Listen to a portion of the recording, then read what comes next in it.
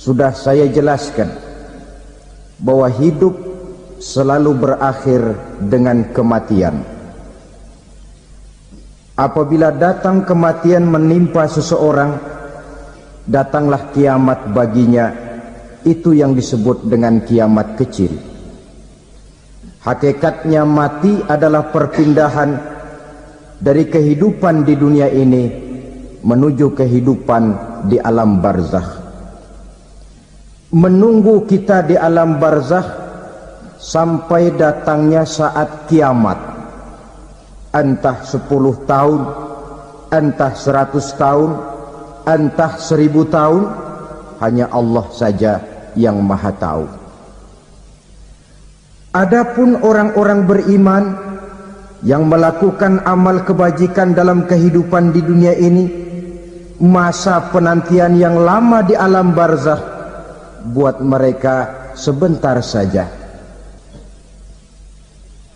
Tetapi bagi orang-orang kafir yang ingkar, yang tidak beriman kepada Allah, yang hidup di dunia cuma menumpuk-numpuk dosa, tentu penantian di alam barzakh akan merupakan waktu yang sangat lama. Bukankah dalam kehidupan kita waktu itu memang relatif? Contoh misalnya, bagi pemuda-pemudi yang sedang duduk asyik memadu cinta, waktu 4-5 jam saja rasanya cuma 4-5 menit. Tenggelam oleh keasikan. Tapi buat orang yang berbaring di rumah sakit, meratap di balik-balik apa itu tembok derita kata lagu, di balik dinding-dinding penjara, sehari bagai seminggu, seminggu rasa sebulan, sebulan boleh jadi rasa setahun. Penantian yang sangat lama. Kapan kiamat itu akan datang? Ini rahasia Allah. Jangankan kita yang orang awam, baginda Nabi sendiri tidak diberitahu oleh Allah kapan kiamat itu akan terjadi. Tetapi sungguh pun demikian, banyak hadis-hadis yang menjelaskan ciri atau tanda-tanda datangnya kiamat. Nah, kalau sudah bicara soal tanda kiamat itu ada dua. Pertama yang disebut alamatus sughra, tanda-tanda kecil. Ini waktunya masih ada tenggang. Ada yang dinamakan alamatul kubra, tanda-tanda besar. Artinya kiamat sudah diambang pintu. Apa tanda-tanda kecil dari datangnya hari kiamat itu? Misalnya kata Nabi, apabila ilmu sudah diangkat oleh Allah, artinya apabila ulama sudah banyak wafat, minat orang belajar agama berkurang, lalu kebodohan nampak merajalela di mana-mana, zina dikerjakan secara terbuka, minuman-minuman keras jadi kebanggaan, itu termasuk di antara tanda-tanda kecil terjadinya hari kiamat. Apalagi misalnya iza waladatil ammatu rabbataha, apabila budak sudah melahirkan tuan. Apa maksudnya? Ada yang mentafsirkan apabila anak sudah bisa membudaki orang tuanya.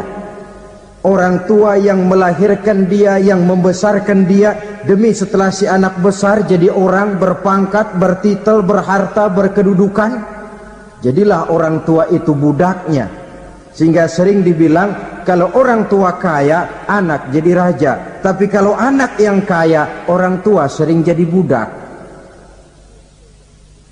Apalagi munculnya fitnah yang bergelombang, timbul perang antara dua bangsa yang besar, waktu berjalan terasa sangat pendek sekali. Itu merupakan tanda di antara tanda-tanda kiamat. Termasuk di dalamnya sulit membedakan mana laki, mana perempuan.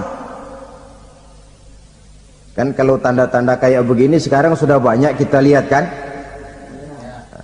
Ulama banyak wafat, penggantinya sulit. Zina dikerjakan berterang-terangan, minuman keras jadi kebanggaan. Banyak anak membudaki orang tuanya, sulit membedakan mana laki mana perempuan. Kadang-kadang dari belakang kita lihat perempuan bener, begitu kita colek nengok jenggotan.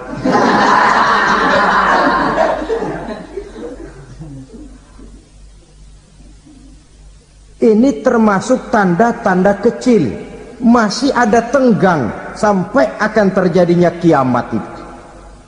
Nah, yang dimaksud dengan tanda-tanda besar, ini tanda besar artinya kiamat sudah di ambang pintu. Pertama, matahari terbit dari sebelah barat. Apabila matahari sudah terbit dari arah sebelah barat, tertutuplah sudah pintu taubat. Bersabda Nabi kita, la taqumus sa'atu hatta tatlu'a syamsu min maghribiha. Tidak akan datang hari kiamat sampai matahari terbit dari arah sebelah barat.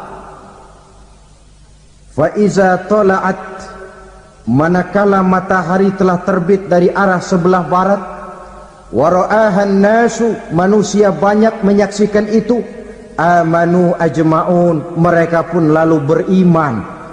Yang tadinya kafir, yang tadinya ingkar, yang tadinya membangkang, setelah melihat matahari terbit dari sebelah barat, buru-buru beriman, berlomba-lomba mengucap dua kalimat syahadat. Tapi apa yang terjadi? Kata Nabi, wadzalika hina la yanfa'u nafsan imanuha lam takun amanat min qabl. Hari itu adalah hari yang iman sudah tidak berguna lagi bagi seseorang apabila sebelumnya memang dia tidak pernah beriman. Au kasabat fi imaniha khaira, atau beriman tetapi tidak pernah melakukan kebajikan di dalam keimanannya itu. Hari yang sudah kasib, hari yang sudah terlambat, beriman tidak akan ada gunanya lagi. Ini pelajaran buat kita. Sebelum sang surya terbit dari sebelah barat, sebelum nafas sampai di tenggorokan, artinya pintu taubat masih terbuka. Kalau dua hal itu sudah terwujud, nafas sudah sampai di kerongkongan atau matahari sudah terbit dari arah sebelah barat, tertutuplah sudah pintu taubat. Tak ada lagi gunanya pangkat, jabatan, harta, bahkan beriman pun dalam suasana macam itu. Too late, kata orang Kulon. Sudah terlambat. Matahari terbit dari arah sebelah barat. Itu tanda besar, artinya kiamat sudah di ambang pintu. Lalu apalagi tanda besar? Munculnya Dajjal. Dajjal artinya pendusta-pendusta yang menyesatkan manusia. Ada dua macam Dajjal, saudara. Ada Dajjal kecil, ini Dajjal kelas teri. Kalau ini sejak zaman Rasulullah sudah ada itu. Tiap zaman ada. Di zaman Rasulullah misalnya ada yang bernama Aswad al-Unsi dari Yaman. Ada yang namanya Musailamah al-Kazzab dari Yamama. Ada yang namanya Ibnu Sayyad dari Madinah. Ini Dajjal-Dajjal di zaman Rasul. Musailamatul Kazzab memproklamirkan diri jadi nabi dia. Di zaman Rasul masih hidup. Ini Dajjal zaman Nabi. Di zaman sahabat muncul Dajjal-Dajjal. Di zaman kita sekarang ini Dajjal-Dajjal pun gentayangan. Dajjal-Dajjal kelas teri. Kerjanya mendustakan manusia menyesatkan manusia, memalingkan manusia dari jalan yang benar dan diridhoi oleh Allah Subhanahu wa ta'ala. Adapun yang merupakan tanda besar dari datangnya kiamat, dajjal-dajjal kelas kakap, pembohong-pembohong besar yang menyesatkan masyarakat manusia berpaling dari jalan Allah mengikuti jalan mereka. Apa sih ciri dajjal itu? Kata Nabi dalam hadis Bukhari Muslim, innad dajjala, sesungguhnya yang namanya dajjal itu yakhruju, satu saat akan muncul mendekati hari kiamat, wa inna ma'ahu ma'an, si dajjal ini membawa air, wa naran, dan juga membawa api. Dua simbol, di tangan yang satu dia bawa air, di tangan yang satu dia bawa api. Wa ammal ladzi yarahu an-nasu ma'an fanarun, adapun yang orang banyak lihat air, hakikatnya adalah api. Yang dilihat api, hakikatnya adalah air. Oleh sebab itu, kalau api yang ditawarkan, ambillah air. Kalau air yang ditawarkan, pilihlah api. Maksudnya apa ini? Ini bahasa simbol, saudara-saudara. Dajjal bicaranya seolah-olah untuk kepentingan manusia, menawarkan surga. Surga yang dia tawarkan hakikatnya neraka. Hai manusia, kalau kau mau bahagia, jangan dekat-dekat dengan agama. Solat itu tidak efektif dan efisien, tidak produktif dari segi ekonomi itu. Menghadiri majelis taklim cuma buang-buang waktu. Tahajud, tasbih, tahlil, baca Quran, apa itu? Pekerjaan mubazir saja. Hidup ini cuma sekali, masa yang cuma sekali, manfaatkan dengan sebaik-baiknya. Mumpung, dibawanya sifat mumpung tetapi dalam pengertian yang sangat negatif. Bicaranya seolah-olah untuk kepentingan manusia, tetapi sebenarnya menjerumuskan manusia. Menawarkan air tapi sebenarnya api, menawarkan api tapi hakikatnya air. Buat apa kamu sholat? Buat apa kamu bayar zakat? Buat apa kamu puasa? Surga yang dicanangkan dajjal hakikatnya neraka. Neraka yang digambarkan dajjal pada dasarnya adalah surga. Jadi memutarbalikkan fakta itu kerjaan dajjal. Yang hak jadi batil, yang batil dibilang hak, yang benar jadi salah, yang salah malah jadi benar. Tuntunan disuruh jadi tontonan, tontonan malah menjadi tuntunan. Itu pekerjaan dajjal profesinya.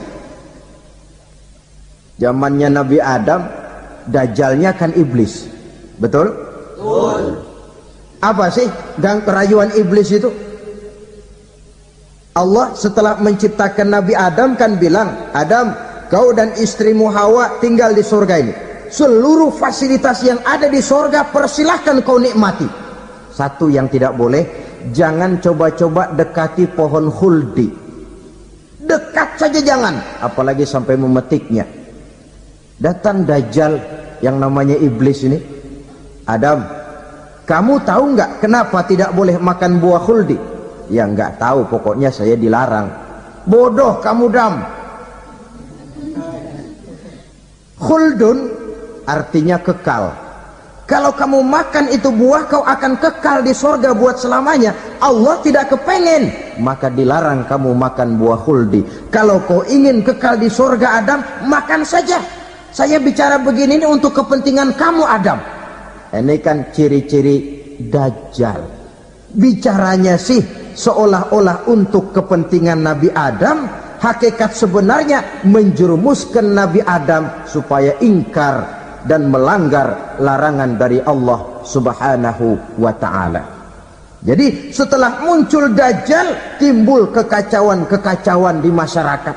Banyak yang terpengaruh, terpedaya dan terpesona, termasuk mereka yang memproklamirkan diri jadi nabi. mereka yang memproklamirkan diri jadi rasul di zaman sesudah Rasulullah wafat, itu adalah dajjal-dajjal. Maka saya ingatkan, kalau di zaman kita sekarang ini ada orang ngaku jadi nabi, ada orang ngaku jadi rasul, biar bahasa Arabnya kental, Quran hafal, hadis ribuan hadis hafal, biar pakai serban sampai menyengser ke tanah, bahasa Arabnya fasih, tapi dia mengaku jadi nabi, jadi rasul, kita umat Islam wajib tidak percaya, wajib untuk tidak percaya. Itulah dajjal-dajjal zaman kita sekarang ini. Tidak mustahil mereka datang mempengaruhi orang-orang awam supaya berpaling dari Rasulullah, mengikuti mereka. Nah, di akhir zaman nanti, mendekati hari kiamat, dajjal ini muncul, dajjal kelas kakap, menyesatkan masyarakat manusia untuk berpaling dari Islam, mengikuti seruan mereka. Apalagi di antara datangnya kiamat itu, tanda yang besar itu, turunnya Nabiullah Isa Al-Masih, putra Maryam. Menurut berbagai hadis yang sahih, Nabi Isa Al-Masih nanti akan turun lagi, tidak membawa risalah yang baru, tapi meluruskan risalah Islam ini yang telah banyak ditinggalkan oleh masyarakat. Bahkan ada hadis menjelaskan beliau akan membunuh Nabi, mematahkan kayu-kayu salib, lalu melaksanakan haji dan umrah mengikuti syariat Nabi Muhammad, bukan membawa agama baru, menjadi semacam mujaddid, reformer, menyelamatkan manusia dari bisikan dajjal. Bahkan ada riwayat yang menjelaskan bahwa Nabi Isa berhasil mengalahkan dajjal, mengembalikan masyarakat manusia kembali kepada ajaran Islam yang datang dari Allah, dibawa oleh Rasulullah sallallahu alaihi wasallam. Dengan kata lain, turunnya Nabi Isa bukan sebagai nabi dan rasul baru, tetapi mengikuti syariat Nabi kita Muhammad sallallahu alaihi wasallam. Saudara hadirin, ibu-ibu hadirat yang saya hormati, kemudian apalagi di antara tanda-tanda besar akan datangnya kiamat itu? Keluarnya asap atau awan. Kata Nabi, inna min asrati sa'ah dukhanan yamla'u ma bainal masyriqi wal maghrib. Di antara tanda-tanda kiamat, munculnya awan atau asap yang memenuhi antara langit dan bumi. Ini pun diperkuat dalam surah Ad-Dukhan ayat 10, fartaqib yauma ta'tis sama' bidukhanin mubin fayughshan nas hadza azabun alim. Bagi orang-orang yang beriman, mereka biasa-biasa saja, tapi bagi orang kufur, datangnya asap dan awan ini merupakan azab yang kelewat pedih. Barangkali sedikit mendekati gambaran tentang azab yang pedih ini, saya ingatkan alam pikiran kita kepada peristiwa yang belum lama terjadi. Pernah dengar berita bocornya reaktor nuklir di Chernobyl, Uni Soviet? Pernah dengar? Nah. Bocornya reaktor nuklir di Chernobyl yang mengakibatkan ratusan, bahkan sangat mungkin ribuan nyawa. Cuma satu reaktor. Bagaimana kalau seluruh cadangan nuklir yang dimiliki oleh para negara adik kuasa ini diledakkan?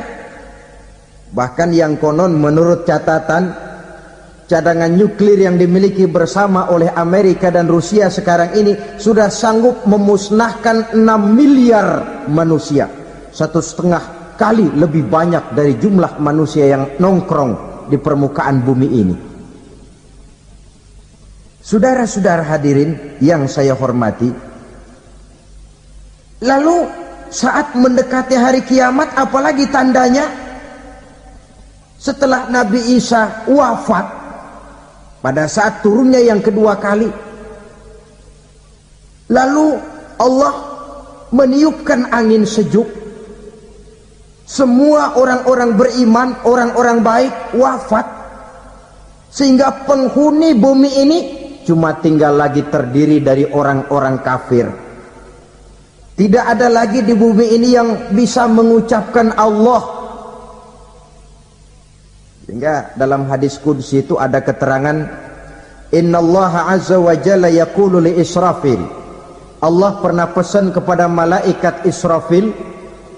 Kata Allah, Israfil, iza sami'ta qailan yaqul Allah Allah fa akhirin nafakh 40 sanatan ikraman liqailiha. Hai Israfil, apabila kau dengar di permukaan bumi masih banyak orang yang mengucapkan Allah Allah, maka tunda sangkakala kiamat itu 40 tahun. Untuk apa? Ikraman liqailiha, menghormati orang yang mengucapkan Allah Allah itu. Wah, jadi karena sekarang masih banyak yang mengucapkan Allah, besar hatilah kita, masih jauh kiamat itu. Tapi jangan lupa, kiamat pribadi, kiamat kecil itu yang nggak kita sangka-sangka. Ajal datang mencabut nyawa, itu kiamat pribadi. Dan itu yang pasti kita hadapi, dan itu yang membuat kita tidak boleh bersikap main-main di dalam kehidupan sekarang ini. Saudara hadirin yang saya hormati, tidak ada lagi orang-orang muslim. Seluruh penduduk dunia ini kafir. Lalu terciptalah struktur sosial yang berlandaskan prinsip hidup semau gue. Bakal terjadilah prinsip di mana yang kaya menyantap yang miskin, yang kuat menindas yang lemah. Hidup sudah bagaikan di rimba belantara, berlaku hukum rimba. Siapa yang kuat dia yang menang, siapa yang lemah menjadi mangsa. Timbul kekacauan, maksiat merajalela, munkarat menjadi-jadi, sehingga isi bumi ini penuh dengan segala macam perbuatan dosa. Tidak ada perlunya lagi alam diperpanjang temponya. Datang saat yang sudah dijanjikan oleh Allah Azza wa Jalla, maka terjadilah yang disebut kiamat kubra, kiamat besar, kiamat hancur-hancuran. Bagaimana kejadian ini dimulai? Dalam surah Az-Zumar ayat 68, Allah subhanahu wa ta'ala berfirman, wa nufikha fis suri fasa'iqa man fis samawati wa man fil ardi illa man sya'allahu. Maka manakala ditiuplah sangkakala, terkejutlah seluruh yang ada di langit dan seluruh yang ada di bumi.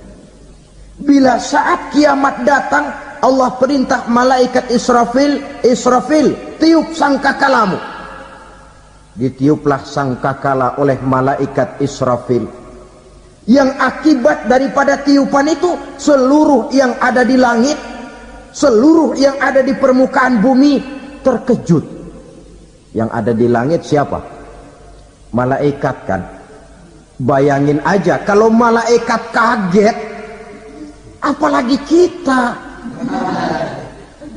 Terkejut seluruh makhluk yang ada di bumi, yang ada di langit mendengar suara sangkakala itu. Bunyinya tidak sanggup kita bayangkan dahsyatnya.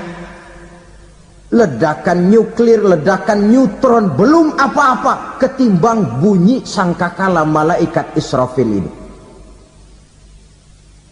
Nah, lalu mendengar bunyi sangkakala ini, gemparlah makhluk, kacaulah alam. Bumi gempa, planet-planet bertabrakan, gunung meletus, air laut tumpah ke darat, angin topan bertiup, halilintar menyambar. Lalu semua yang bernama hidup mati total. Mati bareng tanpa persiapan. La haula wala quwata illa billah. Saya kadang-kadang dalam tafakur bermohon, ya Allah, mudah-mudahan saya enggak nemuin kiamat beneran. Ngeri. Tidak bisa kita bayangkan macam apa suasana seperti itu. Allah saja banyak memberikan gambaran, misalnya Al-Qari'ah, wa mal qari'ah, wa ma adraka mal qari'ah. Kejadian yang menggemparkan. Tahukah kamu apa kejadian yang menggemparkan itu? Yauma yakunun nasu kal farasil mabsus wa takunul jibalu kal ihnil manfus. Pada saat itu manusia berterbangan bagai kupu-kupu, gunung berterbangan seperti kapas ditiup angin. Gunung saja macam kapas, konon lagi manusia. Kematian total, mulai semut sampai gajah mati, jin mati, iblis mati, malaikat mati. Malaikat saja mati. Saudara hadirin yang saya hormati, kematian total yang tanpa persiapan. Orang bilang, Pak, kalau mati bareng begitu yang repot malaikat maut dong ya. Cabut sana, cabut sini. Itu kalau menurut logika kita, mestinya begitu menurut logika. Tapi logika juga yang bilang nggak perlu serepot itu. Sebab untuk mematikan listrik di wilayah DKI, di wilayah Jakarta, nggak perlu tiap rumah didatengin matiin ya lama. Cukup dari kantor pusatnya saja PLN, tekan satu tombol, gelaplah seluruh Jakarta. Saudara hadirin yang saya hormati, kematian total.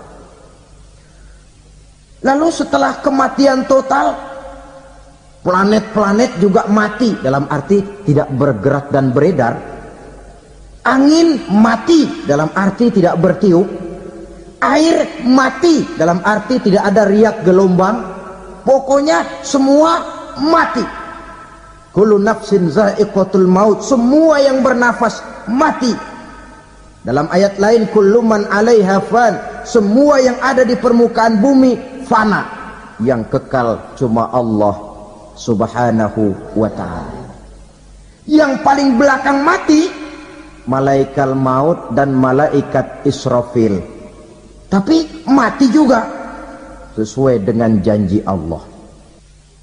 Menurut hadis Bukhari Muslim dari Abi Hurairah, masa tenggang waktu antara kematian total pada tiupan sangkakala pertama dengan proses kebangkitan pada tiupan sangkakala kedua 40 lamanya. Tidak dijelaskan oleh Abi Hurairah 40 jam, apa 40 hari, apa 40 tahun. Hadis-hadis cuma menyebutkan 40 saja. Sunyi alam, yang tinggal cuma Allah saja lagi. Ketika itu Allah berseru-seru, katanya, limanil mulkul yauma, siapa para penguasa hari ini? Mana itu raja-raja dan penguasa yang dulu mengaku jadi Tuhan? Fir'aun, mana Fir'aun sekarang? Yang dulu jadi raja, merasa berhasil, sombong, lalu tidak mau turun-turun dari kekuasaannya, sampai kepada puncak kekurang ajarannya mengangkat diri jadi Tuhan. Mana itu Fir'aun? Namrus, mana sekarang Namrus? La ilaha illa ana, ternyata tidak ada Tuhan lain selain daripada aku, kata Allah. Proses kemudian, saudara-saudara, turunlah hujan dari langit. 40 lamanya hujan itu. Tidak jelas juga 40 jam apa 40 hari. Setelah air turun membasahi, datanglah tiupan sangkakala yang kedua. semua yang bernama mati bangkit dari kuburnya masing-masing. Ini yang disebut yaumul ba'tsi, hari kebangkitan. Allahu Akbar. Pada saat kita bangkit dari kubur kita masing-masing, kumpul di padang mahsyar namanya. Bayangin aja, saya sendiri nggak sanggup bayangin. Manusia sejak zaman Adam sampai zaman kiamat kumpul bareng di tempat sama. Berapa banyaknya itu?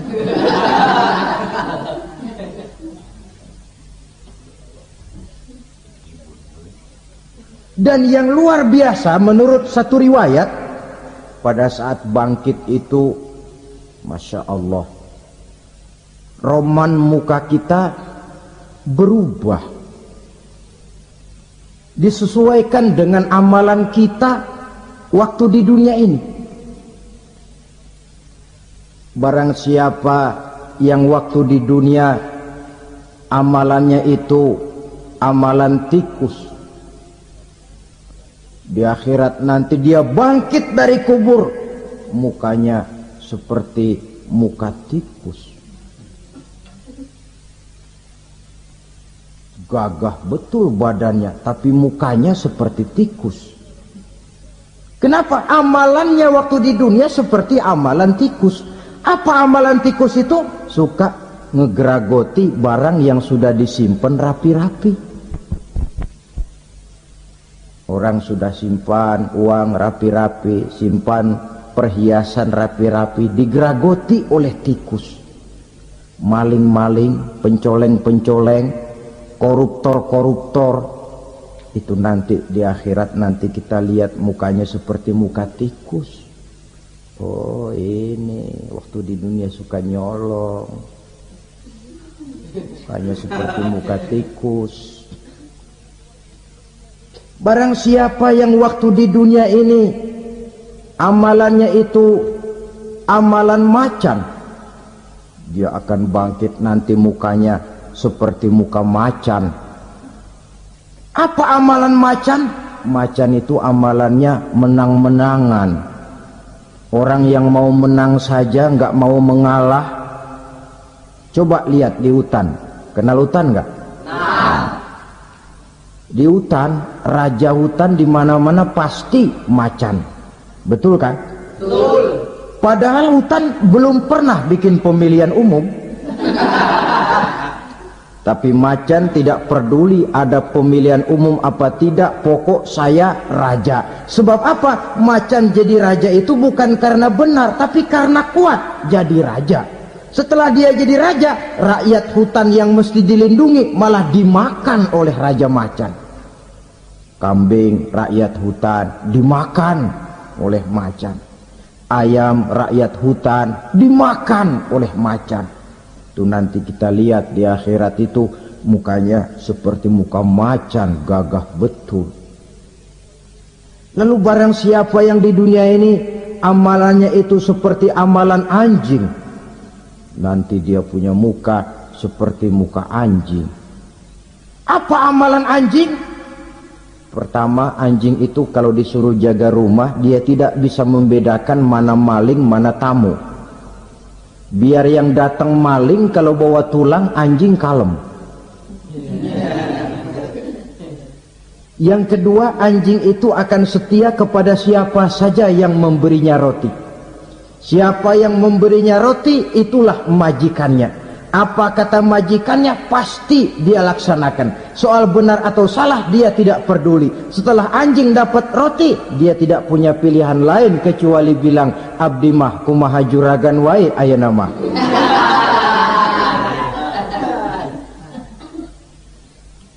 Saudara hadirin yang saya hormati, berkumpul di padang mahsyar, tiap orang sibuk dengan persoalannya masing-masing. Matahari waktu itu didekatkan oleh Allah, panas luar biasa. Ada yang saking panasnya itu mencucurkan peluh keringat sampai sebatas mata kakinya, ada yang keringatnya sampai sedengkulnya, ada yang keringatnya sampai sepusatnya, ada yang keringatnya mengalir sampai sebahunya, ada yang kelelap oleh keringatnya sendiri, sementara orang di sampingnya nggak apa-apa. Bergantung lagi amalan dia waktu di dunia ini. Saudara-saudara, sebagian orang dalam kepanikan padang mahsyar berombong-rombong datang mereka menghadap Nabi Adam. Ya Adam, anta abal bashar. Hai Adam, Tuhan adalah bapak moyang manusia. Kami sebentar lagi akan disidang, dimintakan pertanggungan jawab. Tolonglah kami, hai Adam. Kata Nabi Adam, jangankan nolongin sampean, saya sendiri tanggung jawab di hadapan Allah ketika dulu tidak boleh makan khuldi, saya serobot. Sudahlah, urus diri masing-masing saja, nafsi. Begitu kata Nabi Nuh, begitu kata Nabi Ibrahim. Tiap orang bertanggung jawab sendiri-sendiri. Ketika itulah saudara-saudara, nikmatnya menjadi umat Nabi besar Muhammad sallallahu alaihi wasallam. Sebab apa? Walaupun menurut abjad kita ini umat paling belakang, kan paling belakang kita ini toh, karena Nabi Muhammad adalah Nabi akhir, tapi akan dihisap lebih dulu, lewat di atas sirat lebih dulu, masuk surga lebih dahulu ketimbang umat-umat belakangan. Ketika Rasul mendekati ajal, beliau tanyakan itu kepada malaikat Jibril. Malaikat Jibril berkata, Muhammad, jangan khawatir, Allah sudah berjanji, inni haramtul jannata ala sairil anbiya hatta tadkhulaha anta, wa haramtuha ala sairil umami hatta tadkhulaha ummatuka. Surga aku haramkan buat seluruh nabi kecuali kalau engkau Muhammad sudah masuk ke dalamnya, dan surga aku haramkan buat seluruh umat kecuali kalau umatmu Muhammad sudah masuk ke dalamnya. Logikanya, walaupun menurut abjad kita umat paling belakang, bakal dihisap paling dulu, lewat di atas sirat paling dulu, masuk surga paling dulu, kalau mampir ke neraka juga paling dulu. Ya resiko. Jangan mau enaknya aja paling dulu. Saudara hadirin yang saya hormati, setelah masa kebangkitan itu jangan dikira begitu bangkit langsung diperiksa, masih menunggu menanti ribuan tahun perhitungan padang mahsyar untuk sampai kepada proses yang disebut yaumul hisab, hari perhitungan. Seorang demi seorang bakal dipanggil. Bayangkan saja, kita se-RT saja di absen, kadang-kadang perlu waktu lama. Ini manusia sejak zaman Nabi Adam sampai datang hari kiamat, satu demi satu disidang di hadapan Qadhi Rabbul Jalil. Status sosial copot sudah waktu itu. Yang pernah jadi hartawan di situ tidak lagi kelihatan kehartawanannya. Yang pernah jadi jenderal tidak lagi dipanggil jenderalnya. Yang ustadz tidak lagi dipanggil al-mukarramnya. Seluruh status sosial selesai. Dipanggillah kita seorang demi seorang menghadap Qadhi Rabbul Jalil. Bagaimana proses penghisaban itu? Pertama, proses tanya jawab. Di antaranya ada hadis menyatakan, lan tazula qadama 'abdin yaumal qiyamah hatta yus'ala an arba'i khisalin. Besok di hari kiamat tidak akan bergeser telapak kaki seorang hamba sampai dia ditanya lebih dulu tentang 4 persoalan. Tentang ilmunya, kemana ilmu itu diamalkan. Tentang umurnya, di mana umur itu dihabiskan. Tentang masa mudanya, kemana masa muda itu dipakai.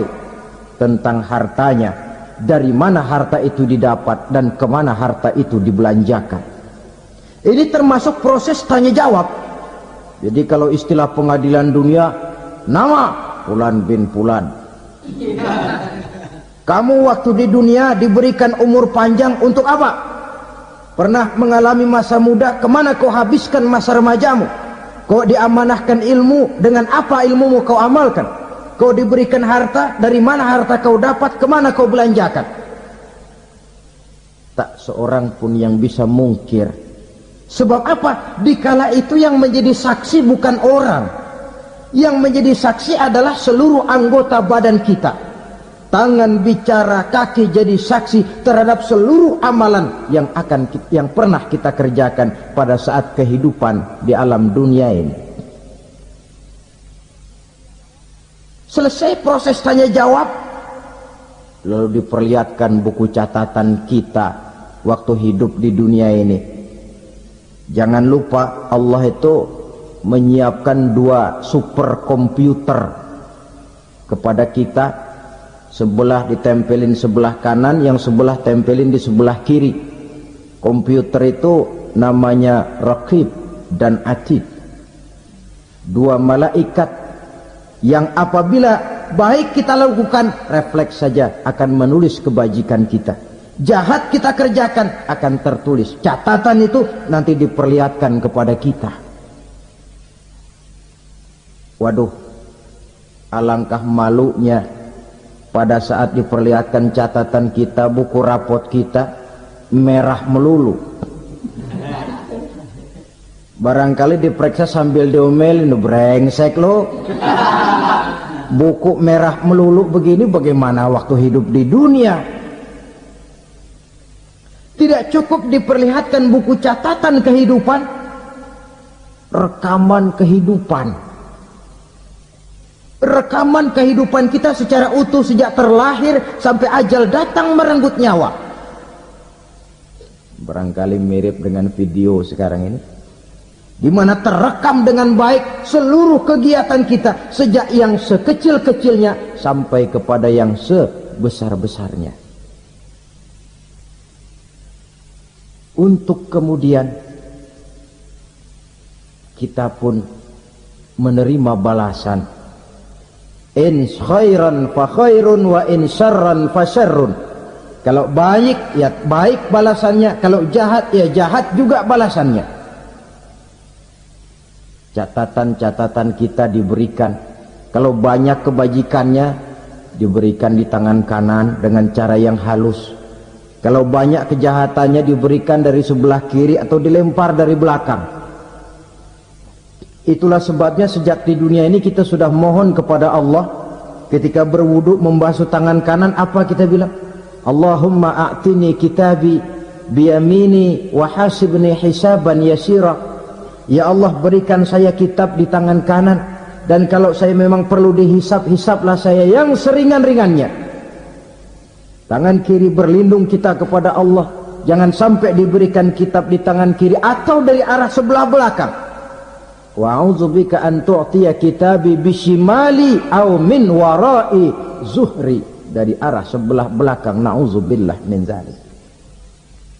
Setelah selesai lewat proses penghisaban, lewat mizan, timbangan, maka yang sudah selesai dihisab itu bergeraklah menuju sirat, jembatan yang terbentang menuju surga melalui neraka. Saudara-saudara, panjangnya perjalanan sirat itu memakan waktu ratusan tahun. Tetapi orang yang lewat di atas sirat pun macam-macam, bergantung amalannya ketika di dunia ini. Ada yang lewat di atas sirat itu kal barqil khatib, seperti kilat yang menyambar, lep, sudah sampai dia di surga. Cepat bukan main. Ada yang lewat di atas sirat itu seperti orang lari-lari. Ada yang lewat di atas sirat itu seperti orang jalan biasa. Ada yang sambil merangkak, ada yang sambil ngesor, ada yang sambil gelayutan, ada yang selamat sampai ke ujung ke surga, ada yang tergelincir jatuh masuk ke dalam neraka, bergantung amalannya dalam kehidupan di dunia sekarang ini. Tiap kita akan melewati yang namanya sirat ini. Saudara-saudara kaum muslimin yang saya hormati,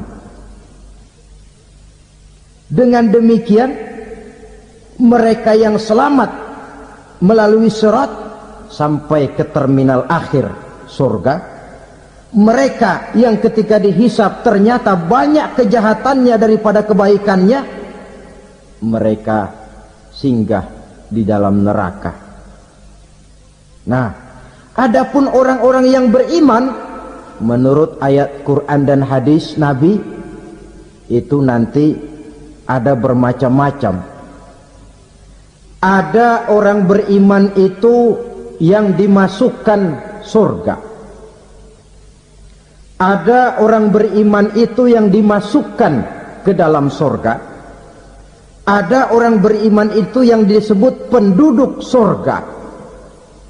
Kenapa lain-lain, Pak? Karena waktu di dunia amalannya juga lain-lain. Ada orang beriman yang masuk surga. Ini paling murah tiketnya. Mau masuk surga? Kata Nabi begini, ma min abdin qala la ilaha illallah thumma mata ala dhalik illa dakhala al jannah. Kalau seorang hamba sudah mengucap dua kalimat syahadat, dia yakin dengan kebenaran kalimat itu sampai matinya, orang itu akan masuk surga. Abi Dzar yang waktu itu diajak bicara heran, ya Rasul kok gampang betul? Iya, walaupun orang itu mencuri, iya, walaupun orang itu berzina, iya, biar dia mencuri, biar dia berzina, kalau dia sudah mengucap dua kalimat syahadat, dia yakin dengan kebenaran kalimat itu sampai matinya, itu orang akan masuk surga. Jadi masuk surga cukup dua kalimat syahadat, yakin sampai mati, masuk surga. Itu perkara masuk. Tapi kalau pertanyaannya diterusin, masuknya kapan, Pak? Nah, ini lain lagi urusannya. Sebab ada yang masuknya itu langsung, ada yang mampir dulu. Di sana tempat cuma dua, kalau tidak surga, neraka. Mau ke surga tapi mampir dulu, yang mampirnya jelas di neraka. Kenapa? Dalam hadis qudsi ada riwayat, nanti itu di akhirat, setelah Allah selesai mengatur penduduk surga masuk surga, yang neraka masuk neraka, Allah berkata kepada malaikat Malik, malaikat Malik, labaik ya Allah, itu bajingan-bajingan tengik, manusia-manusia durjana yang waktu di dunia tidak mau sujud, jauh dari ulama, gemar melakukan yang munkarat dan maksiat, hidup di tengah masyarakat selalu jadi bibit keonaran, kufur, sudah masuk neraka semua. Sudah ya Allah. Nah, kalau sudah, coba sekarang kamu masuk, Malik. Saya, iya, masuk neraka. Mau apa ya Allah? Kata Allah, akhriju minan nar man kana fi qalbihi misqala habatin min khardalin min iman. Kau masuk neraka, cari di dalam neraka orang-orang yang ada imannya walaupun kecil sebesar biji zarah, angkat mereka keluar. Masuk malaikat Malik ke neraka, cari orang yang ada imannya, korek-korek. Ya repot, udah pada gosong. Yang ada imannya diangkat ke atas, yang ada imannya diangkat ke atas, lalu dimandikan di Nahrul Hayat, namanya sungai kehidupan di akhirat nanti. Cakep lagi rupanya, bersih lagi wajahnya, apel di hadapan Allah. Kata Allah, bagaimana mas? Kapok nggak sampean? Kapok ya Allah. Nah, kalau kapok, idhab fadkhulil jannah, pergi masuk surga sana. Berangkat mereka ke surga, ketemu sama teman-temannya yang udah sampai lebih dulu, yang nggak pakai mampir lagi. Terjadi dialog, Kata teman-temannya yang udah pada nyampe duluan, Mas, iya, emang baru sampai? Saya baru sampai. Memang mampir di mana dulu, Mas? Kita sudah lama sampai di surga. Saudara buka surah Al-Muddatsir ayat 34-35. Masalakakum fis saqar? Kenapa kamu mampir di neraka Saqar? Qalu lam nakum minal musallin. Mereka menjawab, kami mampir di neraka Saqar, Mas, gara-gara dulunya kami waktu di dunia tidak pernah sholat. Tidak pernah sholat? Tidak pernah. Karena rumahnya dekat masjid. Cuma dekat doang, Mas. Sholat mah enggak saya. Enggak pernah ngasih makan fakir miskin, enggak pernah hadir di majelis taklim, pendeknya enggak pernah melakukan kebajikan. Maka saya pun mampir di neraka Saqar. Untung betul saya punya iman, Mas, sedikit. Waktu hidup di dunia dulu saya pernah mengucap 2 kalimat syahadat. Sekali-kalinya waktu mau kawin. Masya Allah. Untung saja kawin. Kalau nggak kawin polos.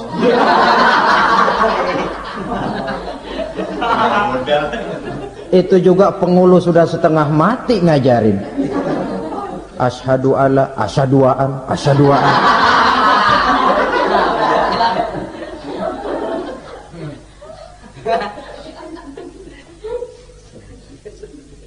Ini namanya masuk surga, ada mampir dulu. Ada pula orang mukmin itu yang dimasukkan surga. Namanya dimasukkan kan terima beres. Saya masuk ke rumah, jalan sendiri, cari tempat sendiri. Saya dimasukkan ke dalam rumah, terima beres, pokok ada di dalam, itu dimasukkan namanya. Nggak pakai mampir. Tapi tentu tiketnya lebih mahal ketimbang yang pertama tadi. Apa kata Allah? Innal ladzina amanu wa amilus salihat la ukaffiranna anhum sayyi'atihim wa la udkhilannahum jannah.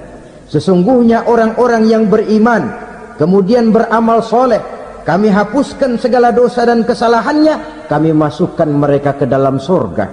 Lihat ayatnya. Allah yang memasukkan, kita yang dimasukkan. Tidak pakai transit, tidak usah mampir. Cuma tidak cukup syahadat, tidak cukup amanu, tapi diiringi dengan wa'amilus salih. Iman, amal. Tidak cukup syahadat, lalu dibuktikan dia sholat, dia zakat, puasa, lalu dia melakukan berbagai macam kebajikan. Ini yang menyebabkan dia tidak pakai mampir di tempat yang bernama Saqar. Lalu ada pula orang mukmin itu yang disebut penduduk sorga. Wah, ini sudah VIP ini. Ashabul jannah, penduduk sorga. Siapa mereka? Kata Allah, innal ladzina amanu summa istaqamu fala khaufun alaihim wala hum yahzanun ulaika ashabul jannah hum fiha khalidun. Sesungguhnya orang-orang yang beriman lalu istiqamah, tetap dalam melaksanakan perintah Allah, tidak goyah, tidak labil tapi stabil, istiqamah, mereka tidak takut dan tidak bersedih hati. Merekalah penduduk surga. Iman, istiqamah. Tidak punya duit, sembahyang. Banyak duit, sembahyang. Miskin, sembahyang. Kaya, tetap sembahyang. Istiqomah. Kadang orang kalau susah rajin ke masjid, banyak duitnya ngelihat masjid melengos. Itu yang dibilang waktu miskin hamba Allah, setelah kaya jadi hamba harta. Bergeser, tidak ada nilai istiqomahnya. Saudara-saudara, dengan begitu penduduk neraka itu dua. Ada penduduk permanen, ada penduduk yang semi permanen. Yang semi permanen orang-orang beriman yang mempunyai dosa besar. Mereka masuk ke neraka untuk menerima azab sesuai dengan dosanya.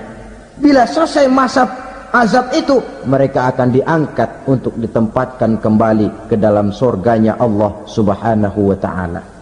Nah, dikala itulah saudara-saudara ada yang disebut syafaat dari Rasulullah Sallallahu Alaihi Wasallam. Tapi tentu jangan lupa syafaat ini ibarat kain menambal dia. Kita punya kain bolong-bolong sedikit, syafaat yang menambal. Solat kita ada kurang dikit, sedekah kita ada campur riak dikit, amalan kita ada tidak karena Allah dikit, kita berharap syafaat. Jadi biarlah kain masih bolong-bolong, yang penting punya kain. Tapi kalau kainnya tidak ada, yang ditambal apanya? Solat tidak, puasa tidak, zakat tidak, berharap syafaat saja. Ya, terlalu berlebihan itu. Saudara hadirin yang saya hormati, apabila selesai proses penghisaban, proses penghitungan, maka dikala itulah manusia terbagi dalam dua kelompok besar. Fariqun fil jannah wa fariqun fis sa'ir. Sekelompok orang-orang beruntung yang masuk ke dalam surga, dan sekelompok lagi masuk ke dalam neraka.